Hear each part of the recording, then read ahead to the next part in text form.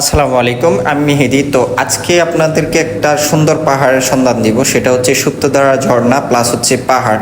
আপনারা যারা সীতাকুণ্ড যান তারা হচ্ছে গিয়ে শুধু চন্দ্রনাথ পাহাড়টা ট্রেকিং করে চলে আসেন, কিন্তু না, আপনারা চাইলে আপনারা সুপ্তধারা ঝর্ণাটা ট্রেকিং করতে পারেন। মানে হচ্ছে গিয়ে যত দূর উপরে উঠবেন তত দূরই আপনারা সুন্দর সুন্দর একটা ভিউ পাবেন, আর অ্যাডভেঞ্চার তো পাবেনই।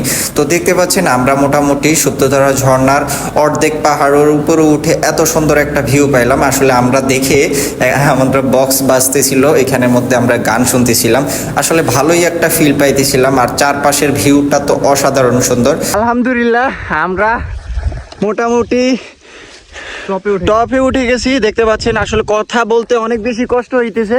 আপনারা যারা অ্যাডভেঞ্চার অনেক বেশি পছন্দ করেন তারা হচ্ছে গিয়ে উঠার থেকে নামার জার্নিটা অনেক বেশি এনজয় করবেন, কারণ হচ্ছে গিয়ে পুরাপুরি যতটুকু নামবেন ততটুকুই পুরা ডাউন হিল। আসলে মজাই লাগতেছিল আমার কাছে অনেক বেশি।